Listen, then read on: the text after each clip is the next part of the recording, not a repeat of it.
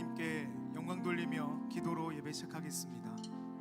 살아계신 하나님 아버지, 우리의 연약함을 아시고 친히 도우시며 또 그럼에도 불구하고 똑같이 우리의 고집대로 살아가는 우리를 부르셔서 예배 가운데 다시 한번 주의 자녀임을 깨닫게 하신 은혜에 반응하며 예배로 나아갑니다. 주의 말씀을 듣게 하시고 반응하는 자로서 오늘 예배에 성령 충만하여 예배할 수 있도록 또 삶으로 그렇게 살아갈 수 있도록 우리에게 은혜를 허락하여 주시옵소서.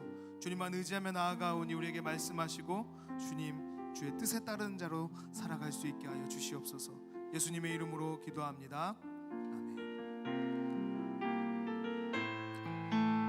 우리 함께 새 찬양을 배워보겠습니다. 성도의 노래라는 찬양인데 먼저 한번 들어보면서 우리 크게 따라 있으면 좋겠습니다. 난 가난과 고난 수고로움 속에도 성도는 그 믿음을 지켰네. 주를 섬기는 일에 자신을 다 드리며 진리의 말씀과 성령으로 길을 걸었네. 환난 가난과 고난 수고로움 속에도 성도는 그 믿음을 지켰네. 주를 섬기는 일에 자신을 다 드리며 진리의 말씀과 성령으로 그 길을 걸었네. 그리스도 안에서 새롭게 하시고 그리스도로 인하여 자유케 되었네.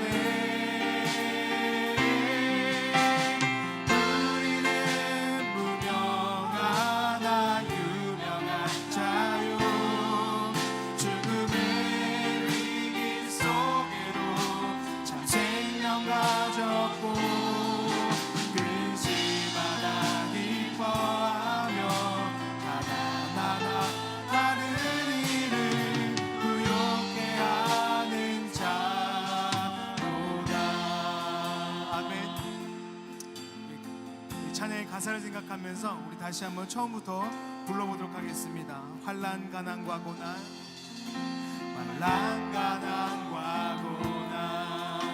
수고로움 속에 성도는 그 믿음을 지켰네. 주를 섬기는 일에 자신을 다 드리며 진리의 말씀과 성령으로 그 길을 걸었네. 다시 한번 고백합니다. 환난 가난과 고난 수고로움 속에도 성도는 그 믿음을 지켰네. 주를 섬기는 일에 자신을 다 드리며 진리의 말씀과 성령으로 그 길을 걸었네.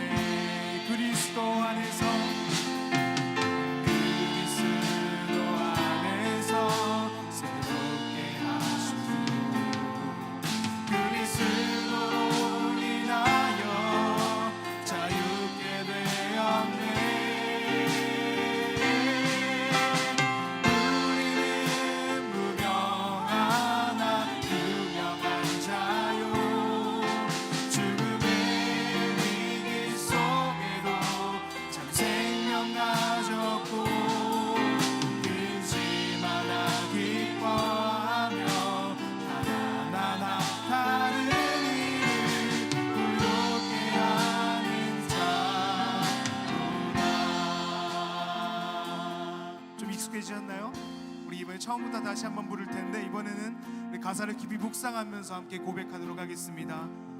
환난 가난과 고난, 환난 가난과 고난, 수고로움 속에도 성도는 그 믿음을 지켰네. 주를 섬기는 일에 자신을 다 드리며 진리의 말씀과 성령으로 그 길을 걸었네. 환난 가난과 고난, 환난 가난과 고난, 수고로움 속에 성도는 그 믿음을 지켰네. 주를 섬기는 일에 자신을 다 드리며 진리의 말씀과 성령으로 그 길을 걸었네. 그리스도 안에서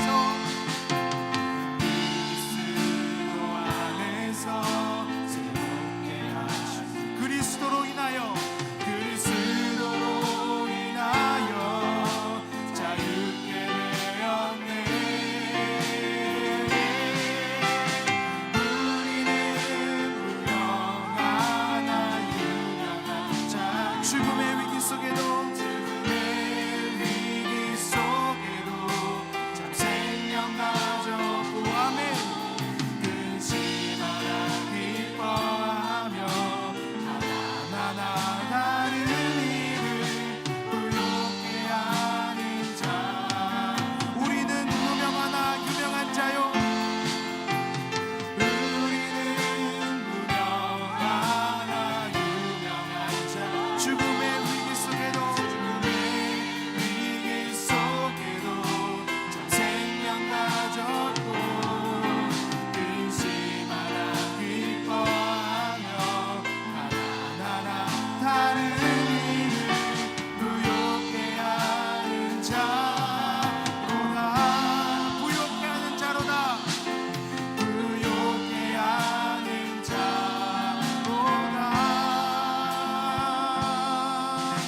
모든 것 가진 자로다.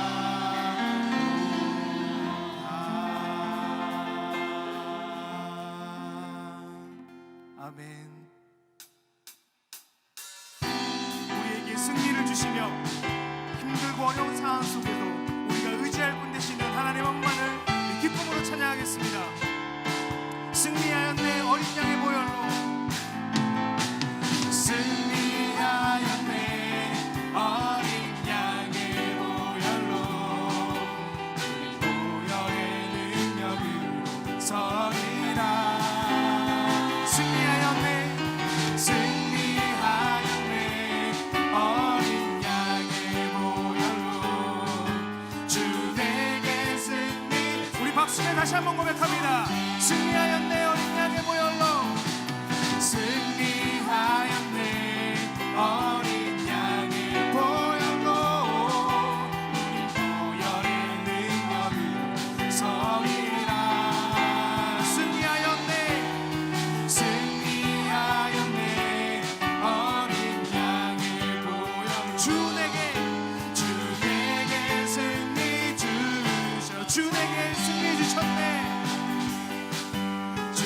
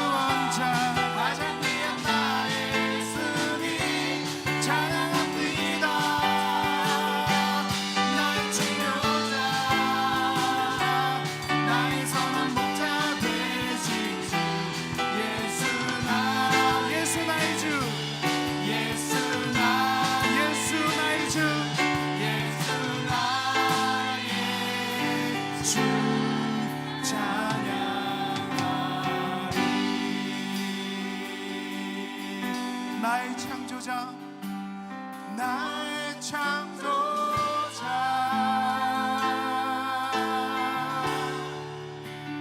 나의 구원자,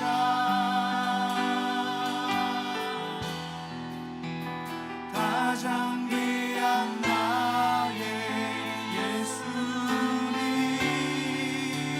찬양합니다.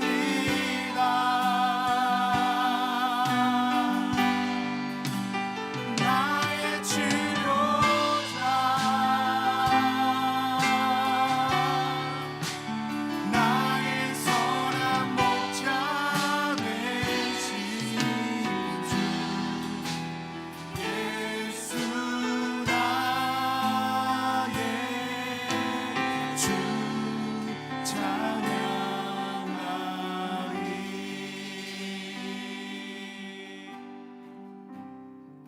우리의 창조자 되시고 우리의 구원자 되시고 우리를 치료하시며 우리의 찬양받기에 합당하신 그 주님을 생각하며 다시 한번 고백합니다. 언제나 강물 같은 주의 은혜로 내 영혼 새롭게 빛는 창조의 하나님이 나의 아버지,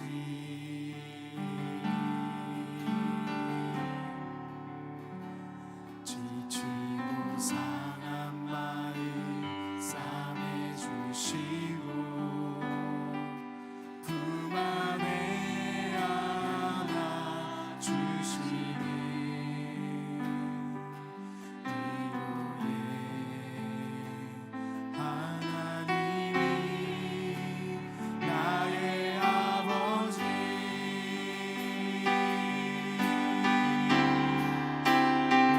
신실하신 하나님이 나의 아버지,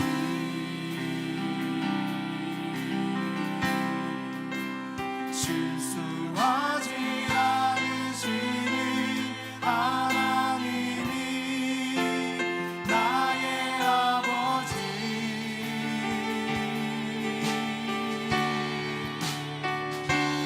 주시고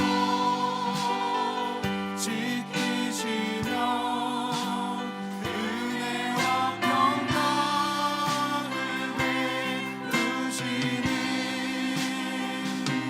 축복의 하나님이 나의 아버지. 우리 한 번 더 고백하겠습니다. 언제나 강물 같은 주의 은혜로, 언제나 강물 같은 주의 은혜로 영혼 새롭게 빛는 창조의 하나님이 나의 아버지, 창조의 하나님이 나의 아버지, 지치고 상한 마음 싸매주시고 상한 마음 싸매주시고 품 안에 안아주시는 위로의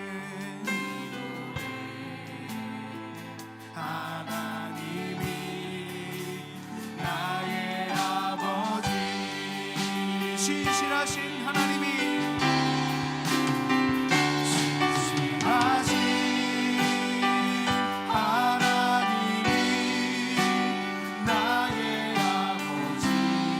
실수하지 않으시는 하나님이, 실수하지 않으시는 하나님이 나의 아버지,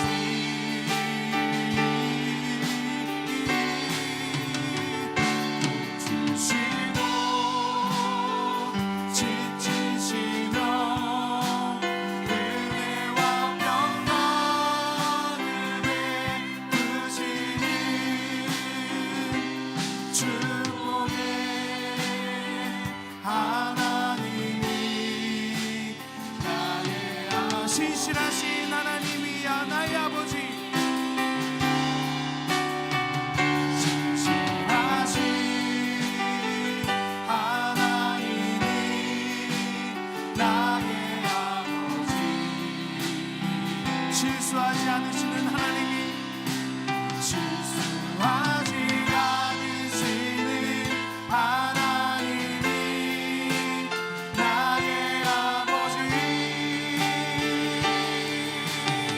복 주시고 지키시며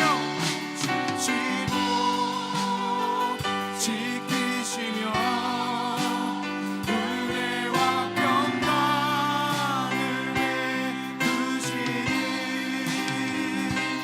주의 하나님이 나의 아버지.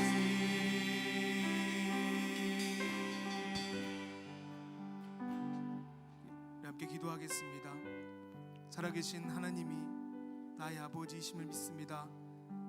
창조주 하나님이 나의 아버지이심을 믿습니다. 하나님이 우리의 모든 형편을 아시고 주님이 이 세계를 주님이 주관하셔서 오늘 하루도 우리가 호흡하며 살아간 줄로 믿습니다. 주님 앞에 우리가 나아가오니 주여 우리를 받아 주시옵소서. 우리의 기도를 들어 주시옵소서. 우리의 예배를 주님 받아 주시옵소서. 우리 간절히 고백하며 예배로 나아가겠습니다. 기도하겠습니다. 살아계신 하나님 아버지, 오늘 이 시간도 주님 앞에 나아갑니다. 우리의 예배를 받아 주시옵소서. 연약한 우리가 주님 앞에 나아가 주의 말씀을 들으며 주님 온전한 자 되길 소망하며 꿈꾸며 나아갑니다. 아버지, 오늘도 우리에게 말씀하여 주시옵고 주의 음성 듣게 하여 주시옵소서.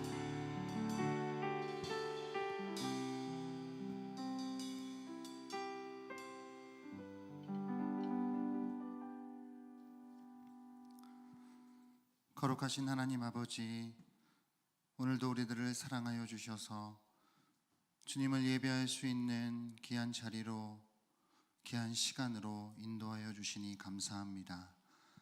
나라적으로 또 교회적으로 어려움을 당하고 있는 이때이지만, 그러나 이와 같은 때에 우리는 더욱 주님을 바라보며 주님을 예배하기를 원하오니 오늘도 이 시간을 통하여서 주님만을 예배할 수 있는 예배자들이 되게 하여 주시고 주님 홀로 높임 받아 주시며 우리에겐 커다란 그 은혜와 사랑을 부어 주시옵소서.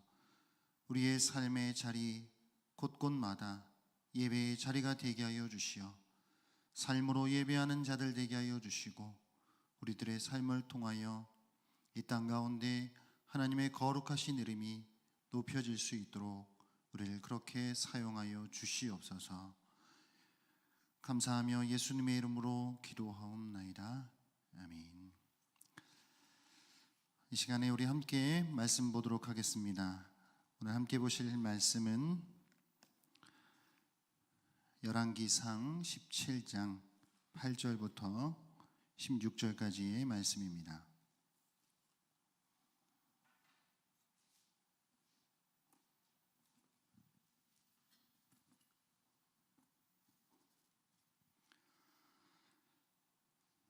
구약성경 545페이지 열왕기상 17장 8절부터 16절까지의 말씀을 제가 봉독해 드리겠습니다.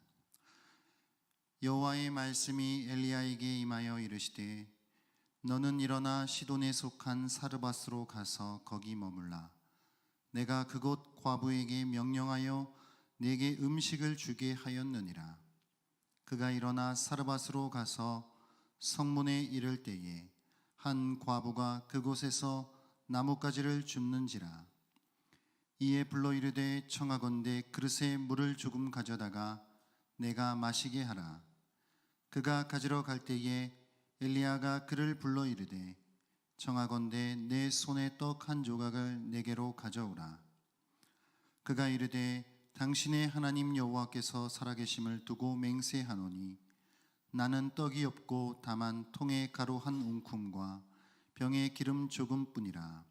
내가 나뭇가지 둘을 주어다가 나와 네 아들을 위하여 음식을 만들어 먹고 그 후에는 죽으리라. 엘리야가 그에게 이르되 두려워하지 말고 가서 내 말대로 하려니와 먼저 그것으로 나를 위하여 작은 떡 한 개를 만들어 내게로 가져오고 그 후에 너와 네 아들을 위하여 만들라. 이스라엘의 하나님 여호와의 말씀이 나 여호와가 비를 지면에 내리는 날까지 그 통의 가루가 떨어지지 아니하고 그 병의 기름이 없어지지 아니하리라 하셨느니라. 그가 가서 엘리야의 말대로 하였더니 그와 엘리야와 그의 식구가 여러 날 먹었으나 여호와께서 엘리야를 통하여 하신 말씀 같이 통의 가루가 떨어지지 아니하고 병의 기름이 없어지지 아니하니라. 아멘. 할렐루야. 아멘. 최근에 야외 활동이 좀 조심스럽다 보니 운동도 잘 할 수가 없고 그래서 집에 있는 시간이 많아지다 보니까 제가 확진자가 되었습니다. 네, 살이 확진자가 되었습니다. 3kg가 쪘어요. 네, 모두가 힘들고 어려운 시간들을 보내고 있지만 그러나 잠깐이라도 웃으시라고 제가 잠깐 유머를 말씀드렸습니다. 그릿시네가에서 하나님께서 엘리야에게 까마귀를 통해 또 음식을 가져다 주고 그릿시네가 물을 통해서 그로 하여금 물을 먹게 하였던 그 하나님께서 이제 엘리야에게 새로운 곳으로 가라고 명령을 하십니다. 가뭄이 전국적으로 영향을 미쳤기에 이제 엘리야가 있었던 그릿시네도 결국 말랐기 때문입니다. 하나님은 엘리야에게 사르밧이라고 하는 곳으로 가면 그 동네에서 과부를 만날 것이고 그 과부가 엘리야에게 음식을 공개할 것이다라고 그렇게 말씀해 주십니다. 그것이 오늘 열왕기상 17장 9절에 있는데 우리 같이 이 말씀 한 번 더 읽어보도록 하겠습니다. 시작.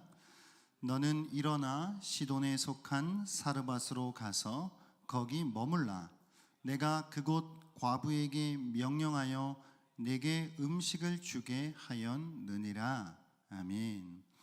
하나님께서 엘리야에게 사르밧으로 가서 거기 머물면 과부를 통해서 음식을 줄 것이다 라고 하시는 말씀입니다. 근데 여기서 잠깐 우리가 짚고 넘어가고 싶은 부분이 있는데 과부에게 명령하여라고 그렇게 말씀하고 있는 부분입니다. 사실 성경에는 오늘 이 부분을 기록한 성경 기사에는 하나님께서 실제로 이 과부에게 명령해 주시는 그런 부분이 없습니다. 그것이 기록되어 있지 않다라고 하는 말이죠. 그럼에도 불구하고 엘리야의 그 말에 그 과부는 실제로 그 엘리야의 말에 그대로 순종해서 엘리야에게 음식을 공개하는 그런 과부의 모습을 우리가 보게 되는데 하나님이 결국은 그 여인의 마음속에서 일하셨음을 보게 되는 장면입니다.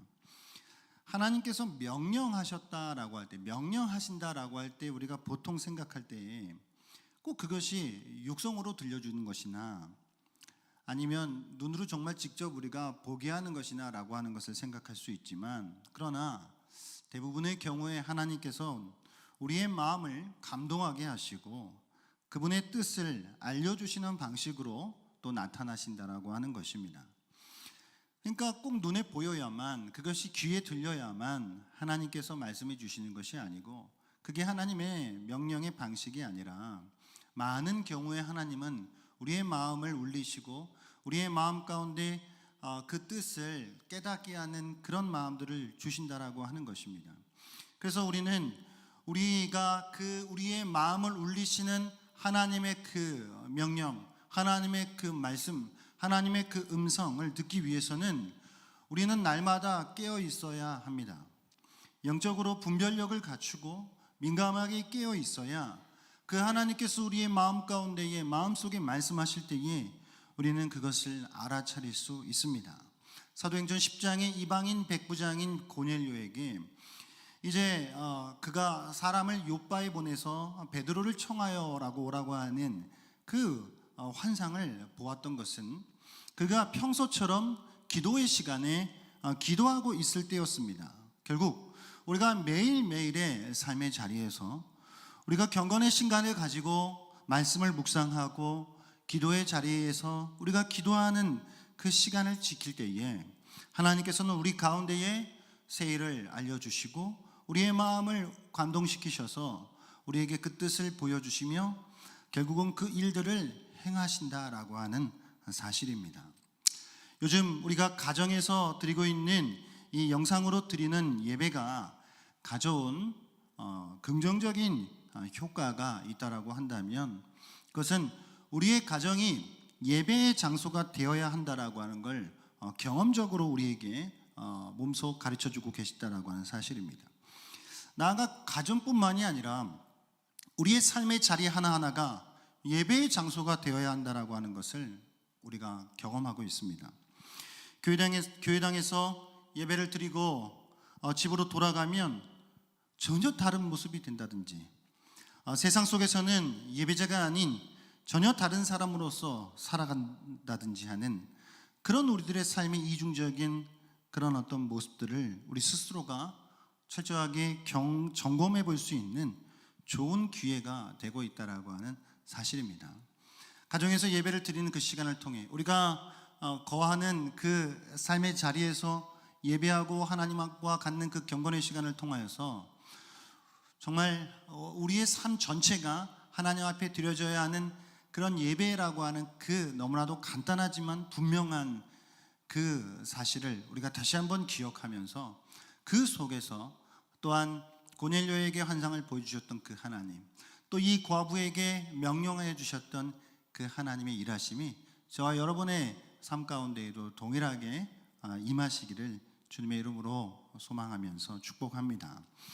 그런데 다만 정말 바라고 원하는 것은 다시 만나고 다시 모이는 것입니다.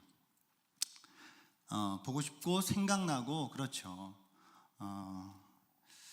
여러 가지 영상 예배가 긍정적인 효과가 있다 한들 궁극적으로 교회 공동체는 모여야 된다라고 하는 걸 더 확실하게 느끼는 요즘입니다. 그러시죠? 아멘. 네, 아멘 소리가 여기까지 들리는 것 같습니다.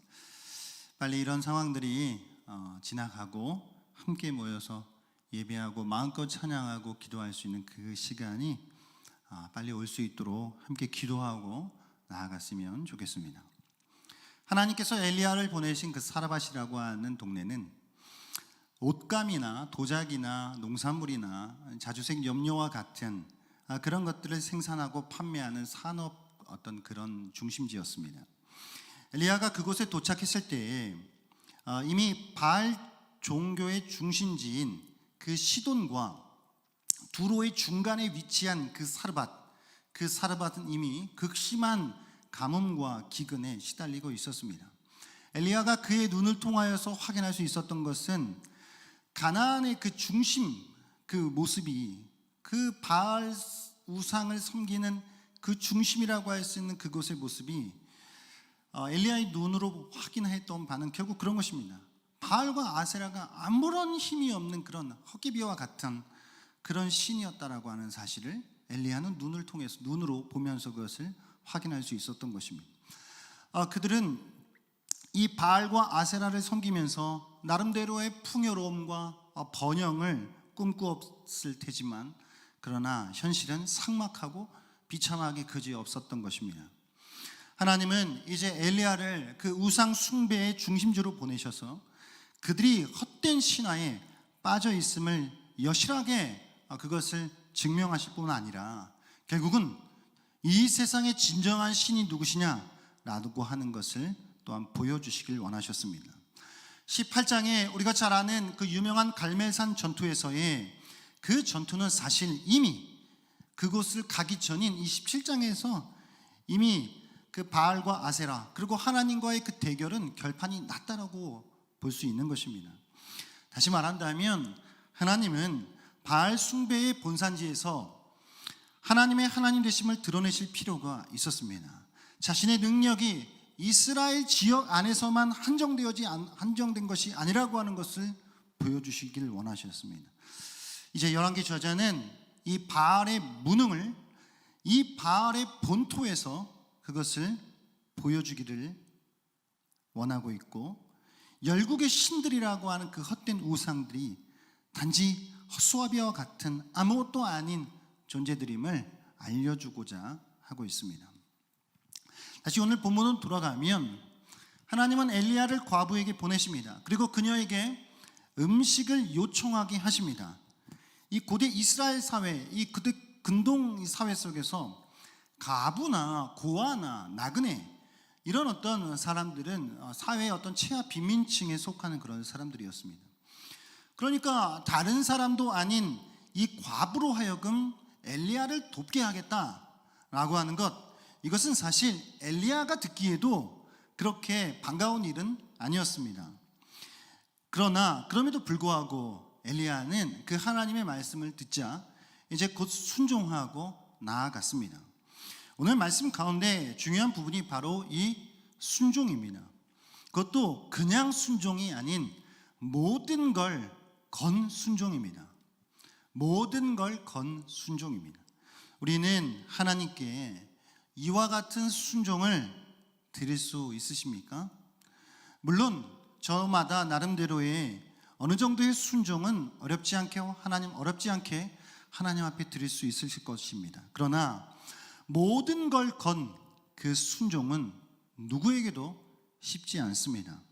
오늘 성경은 바로 우리에게 모든 걸 건 그 순종을 보여줍니다. 그리고 우리에게도 이와 같은 순종의 삶을 요구하고 있습니다.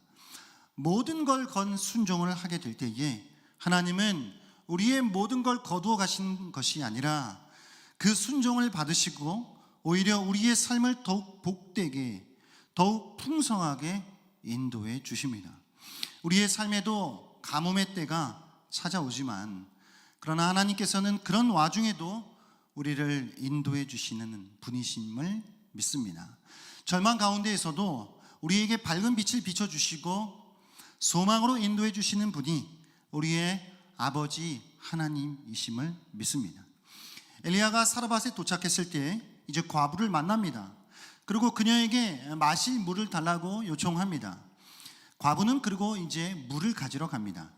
근동 지역에서는 낯선 여행자들에게 친절과 호의를 베푸는 것이 문화적인 어떤 전통 면에서 당연한 어떤 일 중에 하나였기 때문에 이 과부, 이 여인은 별다른 어떤 거부감 없이 물을 가지러 갔을 것입니다.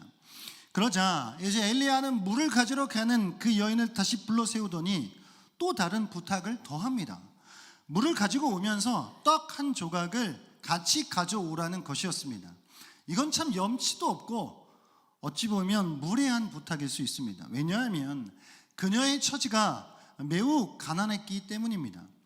여인은 엘리야에게 그래서 이렇게 대답합니다.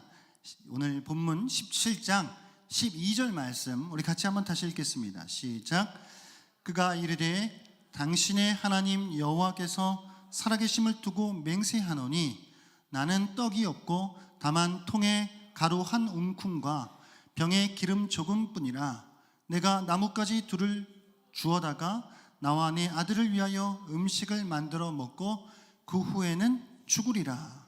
그러니까 이만큼 지금 겨우 남아있는 것 먹고 죽음을 기다려볼 수밖에 없는 그런 비참한 처지에 놓여 있었던 것입니다.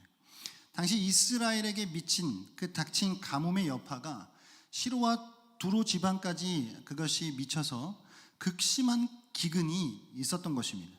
가부의 집에 먹을 거라곤 가루 한 움큼과 조금의 기름뿐이어서 이제 자기 아들과 함께 한 끼 끼니를 때우고 나면 그 다음은 굶어서 죽기만을 기다려야 하는 정말로 절망적인 그런 상황이었던 것입니다. 그런데 엘리야는 그처럼 서글픈 이야기를 듣고서도 아랑곳하지 않고 이렇게 말합니다. 오늘 본문 열왕기상 17장 13절 말씀입니다. 같이 한번 읽겠습니다. 시작. 엘리야가 그에게 이르되 두려워하지 말고 가서 네 말대로 하려니와 먼저 그것으로 나를 위하여 작은 떡 한 개를 만들어 내게로 가져오고 그 후에 너와 내 아들을 위하여 만들라. 막무가내인 듯합니다. 근데 사실 엘리야의 입장에서도 보면 사회적으로 힘이 없고 소외된 자, 사회의 가장 가난한 상태에 처해 있다라고 여겨지는 과부에게 자기가 가진 걸로 도와주지는 못할 망정 오히려 얼마 남지 않은 음식을 자기에게 먼저 달라는 부탁을 하는 게 사실 쉽지는 않았을 것입니다. 하지만 엘리야는 하나님께서 자기를 공개하기 위하여 예배해 두신 그 여인이라고 하는 그 사실에 대한 확신이 생겼을 때 그 말씀을 이루도록 하기 위해, 그 말씀이 이루어지도록 하기 위하여서 그녀가 자신에게 떡을 먼저 제공하다라고 하는 그 무거운 부탁을 하게 되는 것입니다. 아니, 어찌 보면 무거운 순종을 요구하는 것이죠. 다시 말한다면 엘리야 자신에게도 과부에게 그런 무리한 부탁을 한다는 것은 그 여인이 엘리야의 무거운 부탁을, 그 무리한 부탁을 들어주는 것만큼이나 엘리야도 그런 부탁을 하는 것이 어려운 일이었다라고 하는 말입니다. 여기서 우리가 생각해야 할 것은 엘리야가 단지 자신의 어떤 배고픔, 자기가 어떤 지금 음식을 못 먹고 힘든 어떤 그런 것을 채우기 위해서가 아니라 하나님의 명령과 그분의 약속의 말씀을 성취하기 위하여서 본인 스스로도 매우 순종하기 어려운 그 말씀을 순종하고 있다라고 하는 것입니다. 그러니까 오늘 본문에서 순종은 이 과부, 이 여인에게뿐만이 아니라 엘리야에게도 동일하게 필요했습니다. 두 사람의 순종을 통해서 하나님은 엘리야 그리고 과부와 그의 아들을 먹이실 뿐 아니라 풍성함으로 채워주시는 것입니다. 둘 중 어느 한쪽의 순종이라도 없었다면 이루어지지 않았을 일입니다. 우리가 잘 알듯이 순종이 제사보다 낫습니다. 이제 성경은 그 여인의 행동에 대해서 이렇게 말씀하고 있습니다. 열왕기상 17장 15절 말씀 같이 한번 읽어보겠습니다. 시작. 그가 가서 엘리야의 말대로 하였더니 그와 엘리야와 그의 식구가 여러 날 먹었으니. 아멘. 그가 가서 엘리야의 말대로 했다. 여인의 순종을 보십시오. 여인은 엘리야의 말을 듣고 바로 그 말씀을 행합니다. 아마도 엘리야가 하나님이 보내신 하나님의 사람임을 알았고 그의 말은 곧 하나님의 말씀을 대언하는 것임을 알았을 것입니다. 우상의 본거지인 이방의 땅에 살고 있었던 한 과부를 통해서 우리는 하나님을 향한 신실한 믿음과 또 묵직한 순종의 모습을 봅니다. 여호와를 따르고 그분의 말씀에 순종해야 하는 본래 이스라엘 본토에 살고 있었던 이스라엘 백성들이 마땅히 가져야 할 그 모습을 그들이 아니라 오히려 이방 땅에 거하는 이방 여인의 모습을 통하여서 우리가 그것을 보고 있다라고 하는 말입니다. 결국 이 사르밧 과부의 이야기 속에서 우리는 여호와께서 먹이시고 입히시는 분, 죽은 자를 살리시는 분, 어떠한 상황 가운데서도 우리들의 삶을 인도해 주시는 그런 분이심을 알아본 자가 하나님의 백성들에게서가 아니라 이방의 여인이었음을, 그것을 지금 성경이 드러내주고 있는 것입니다. 이건 신약시대에도 동일하게 이 예수님의 말씀 가운데 기록되어 있는 것을 보는데, 좀 성경 본문이 긴데 같이 한번 우리가 읽어보겠습니다. 누가복음 4장 24절부터 26절까지의 말씀 같이 한번 읽겠습니다. 시작. 또 이르시되 내가 진실로 너희에게 이르노니 선지자가 고향에서는 환영을 받는 자가 없느니라. 내가 참으로 너희에게 이르노니 엘리야 시대에 하늘에 3년 6개월간 닫히어 온 땅에 큰 흉년이 들었을 때에 이스라엘에 많은 과부가 있었을 때 엘리야가 그중 한 사람에게도 보내심을 받지 않고 오직 시돈 땅에 있는 사렙다의 한 과부에게 뿐이었으며. 아멘. 그러니까 마땅히 알아야 했던 자들이 알지 못했고, 들어야 할 자들이 듣지 못했고, 보아야 할 자들이 전혀 보지 못하고 있는 그런 상황 가운데에, 그런 이 이스라엘의 영적인 상태 가운데에 전혀 반대의 상황이 벌어진 것입니다. 그러니까 하나님을 모르는, 우상을 섬기는 우상의 본거지에 살고 있는 이방 여인의 모습 속에서 하나님에 대한 신실한 믿음을 보고 있는 것이죠. 결국 이것을 통해서 하나님은 하나님의 백성들, 자기 백성들을 깨우고 계시는 것입니다. 근래 우리가 겪고 있는 국가적인 위기 속에서 경제가 마비되고 어찌 보면 우리는 절망적인 상황 속에서 살아가고 있습니다. 그런 가운데에 우리는 무엇을 보고 있습니까? 그저 세상 사람들이 하는 것과 같이 누군가에게 책임을 전가하고 손가락질하며 그 사람들 때문이다라고 비난하고 있습니까? 아니면 그저 이 상황이 어떻게든 빨리 지나가기만을 기다리고 그냥 아무것도 안 한 채 버티고 있습니까?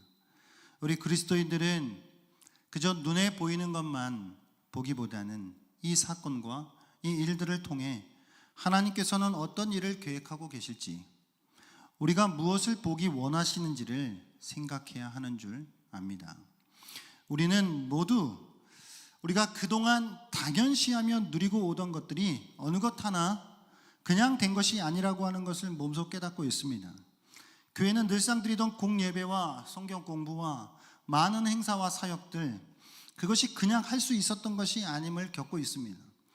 가게를 운영하시는 분들은 매일 오던 손님들, 아니면 가게 앞을 지나가던 행인들조차 그냥 당연한 것이 아니었던 그것을 겪고 있습니다.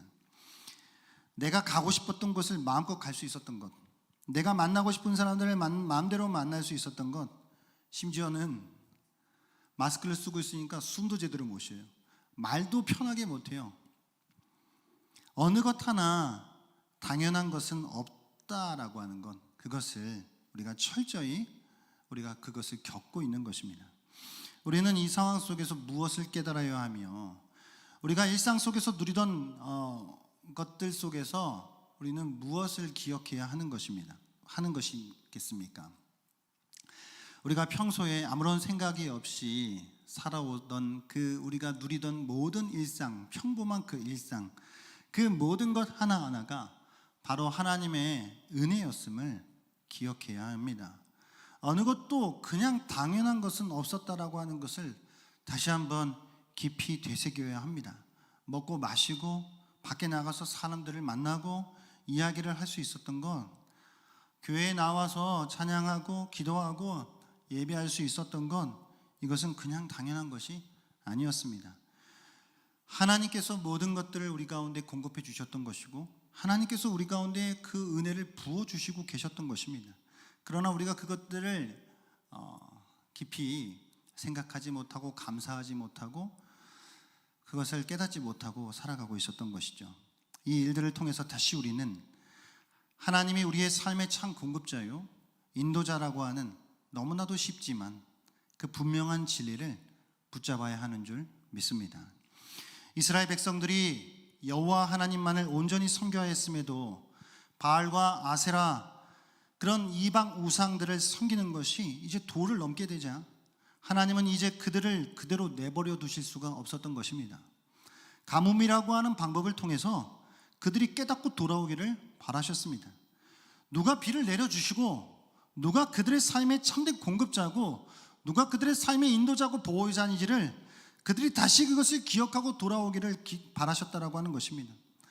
이제 그래서 하나님께서는 비를 그치시는데, 비를 그치는 것이 아니면 잘못된 것을 고칠 수 없었기 때문입니다. 그 방법을 통해서만이 그들이 깨달을 수 있었기 때문입니다. 그래서 이제 하나님께서 두신 초강수가 바로 이 가뭄이라고 하는 것입니다. 이스라엘의 뼛속까지 스며들어 있었던 그 더러운 우상 숭배의 독을 빼내시기 위한 하나님의 특단의 조치가 바로 이 가뭄이었다라고 하는 것입니다. 이제 가뭄과 기근으로서 하나님은 그 백성들이 그제서라도 비로소 정말 보아야 할 것들을 보고 들어야 될 것들을 듣고 섬겨야 될 분을 섬기는 그 자리로 돌이킬 수 있기를 간절히 바라셨던 것입니다. 평범한 일상조차 우리가 잃어버리고 너무나도 힘들고 어려운 시간들을 보내고 있는 분들이 있다고 한다면 오늘 주님의 말씀이 우리 가운데 들려지기를 바랍니다. 우리의 삶의 근간을 흔들고 두려움과 공포를 주는 시간들 가운데 눌려있는 분들이 있다면 그런 모든 분들에게 오늘 우리 주님께서 말씀하시는 두려워하지 말라고 하는 그 주님의 음성이 우리 모두에게 들려지기를 소망합니다. 그런 무리한 부탁을 하였고 이제 그 엘리야가 그녀를 다시 보내면서 이렇게 말하고 있는 것을 보게 됩니다. 열왕기상 17장 13장 상반절 말씀인데 이 말씀 같이 한번 읽어보겠습니다. 엘리야가 그에게 이르되 두려워하지 말고 가서 내 말대로 하려니와. 아멘. 두려워하지 말고라고 하는 것이죠. 우리가 두려워하지 말아야 하는 것 잘 알죠. 이런 상황 가운데 우리의 잃어버린 일상, 우리의 잃어버린 어떤 평범한 어떤 우리들의 삶, 때로는 여러 가지 어떤 생업의 위협 속에서 참 두려움과 공포 혹은 바이러스의 그런 무서움, 그런 속에서 우리가 살아가고 있습니다. 그러나 하나님께서는 오늘 우리 각자에게 두려워하지 말아라 말씀하고 있는 줄 믿습니다. 두려워하지 말아야 한다라고 하는 거 너무 잘 알죠. 근데 어떻게 두려움을 떨칠 수 있겠습니까? 우리의 인생에 밀어닥치는 그 두려움을 어떻게 우리가 제거할 수 있겠냐라고 하는 말입니다. 방법은 좋은 방법이 있습니다. 오늘 우리가 두려움을 제거할 수 있는, 우리의 두려움의 문제들을 해결할 수 있는 좋은 방법을 말씀드리겠습니다. 그것은 우리가 더 높은 차원의 두려움을 갖는 것입니다. 불확실한 인생에 대하여서 두려워할 것이 아니라 지존하신 여호와 하나님을 두려워하는 그 믿음의 자세를 가져야 합니다. 천지의 주제이신 하나님만을 두려워하는 삶을 살아가게 될 때 비로소 우리는 우리 인생에서 만나는 모든 인간적인 두려움들을 온전히 이겨낼 수 있을 뿐만이 아니라 그 가운데에서 부어주시는 하나님의 평안과 축복을 경험하게 되는 것입니다. 이게 조금 우스운 비유인데 이런 비유를 하나 드릴게요. 누가 이렇게 오른쪽 팔이 아파요. 통증이 있어요. 안 아프게 하는 방법이 있습니다. 왼쪽 팔을 때리면 돼요. 왼쪽 팔을 때리면, 이게 더 아프게 때리면 오른쪽 팔에 아팠던 게 금방 잊어져요. 우리의 두려움이라고 하는 건 우리의 일상 속에서 조금 우습지만 그런 생각을 해봤어요. 우리가 무엇을 두려워해야 하는가? 하나님에 대한 온전한 두려움으로 살아간다라고 하는 자들에게는 우리가 일상 속에서 누리는 불쑥불쑥 찾아오는 모든 삶의 그 두려움들을 이겨낼 수 있다라고 하는 것이에요. 정말 두려워할 자를 두려워하는 것이 우리들의 삶에서 만나는 모든 두려움들을 이겨낼 수 있는 가장 훌륭한 방법이라고 믿습니다. 오늘 우리가 처해 있는 절망적인 상황들은 달리 생각하면 여러분, 우리가 하나님께 수준 높은 순종을 드릴 수 있는 절호의 기회일 수 있습니다. 만일 과부에게 먹을 것이 너무나도 많아가지고 얼마든지 충분히 고민하지 않고 엘리야를 공개할 수 있었다라고 한다면 그 순종은 지금과 같은 순종일 수 없습니다.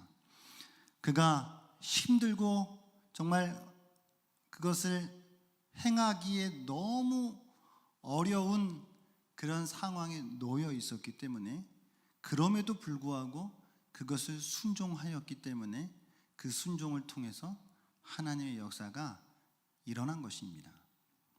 어렵고 힘든 상황에서 우리는 더욱 순전한 순종을 드릴 수 있습니다. 우리의 삶의 참된 공급자이시고 인도자가 되시는 주님을 신뢰하고 모든 걸 건 순종을 통해서 우리는 하나님의 축복을 경험할 수 있을 줄 믿습니다. 오늘의 말씀을 통해서 정말 가뭄 속에서도 인도해 주시는 우리 하나님을 우리가 다시 한번 믿음으로 나아가는 성도들이 되시기를 축복합니다. 하나님께서 때론 우리에게 모든 걸 건 그 순전한 순종을 요구하실 것입니다. 그러나 그럴 때에 하나님 앞에 드리는 순종을 통하여서 하나님은 정말 기적과 같은, 기름이 다하지 않고 가루가 다하지 않는 하나님의 기적 같은 채우심과 공급하심을 경험하게 하실 줄 믿습니다. 우리가 지금 처해져 있는 우리의 삶이 어찌 보면 엘리야 시대와 너무 비슷한 것이 아닌가라고 하는 생각을 하게 됩니다. 가뭄 속에서도 엘리야와 또한 그가 만났던 과부 그리고 그의 아들을 먹이시고 입히시고 채워주셨던 그 하나님께서 오늘 동일하게 이 땅을 살아가는 어찌 보면 가뭄과 같은 그런 시간들을 보내고 있는 저와 여러분의 삶 가운데에 하나님께서 먹이시고 입히시고 공급하시는 그 놀라운 인도하심을 베풀어 주실 줄 믿습니다. 그러기 위하여 우리도 하나님 앞에 온전하고 순전한 순종으로 나아갈 수 있기를 바랍니다. 정말 두려워해야 될 것이 무엇인지를 깨닫고 우리가 다른 많은 것들 가운데 마음을 빼앗기고 염려하는 것이 아니라 정말 경외할 분을 경외하고 두려워할 분을 두려워하는 삶을 통하여 그 가운데 부어주시는 그 은혜와 평강을 누릴 수 있기를 주님의 이름으로 축복합니다. 기도하겠습니다. 거룩하신 하나님 아버지, 감사를 드립니다. 오늘도 우리를 또 예배할 수 있는 자리로 불러주셨습니다. 우리가 평소에 드릴 수 있었던 그 예배, 우리가 그냥 당연하게 생각하며 누리고 살아왔었던 그 모든 일상, 그 어느 것 하나 당연한 것이 없다라고 하는 것을 깨닫고 있는 요즘입니다. 사랑의 하나님 아버지, 정말 가뭄 속에서도 엘리야를 먹이셨고 그 과부와 그 아들을 먹이시고 입히셨던, 그렇게 저들을 인도하여 주셨던 그 하나님께서 오늘 이 시대 이 어려운 시간들을 보내고 있는 우리의 삶 가운데에서도 동일하게 역사해 주실 줄 믿습니다. 동일하게 인도해 주실 줄 믿습니다. 두려워할 자를 두려워할 수 있는 저희들 되게 하여 주시옵소서. 헛된 것에 마음을 빼앗기고 과도한 염려와 두려움 속에 살지 않게 하여 주시고 정말로 경외할 자를 경외하고 두려워할 자를 두려워할 수 있는 그런 참된 예배자로 살아갈 수 있는 우리 모두가 될 수 있도록 역사하여 주시옵소서. 감사합니다. 예수님의 이름으로 기도하옵나이다. 아멘.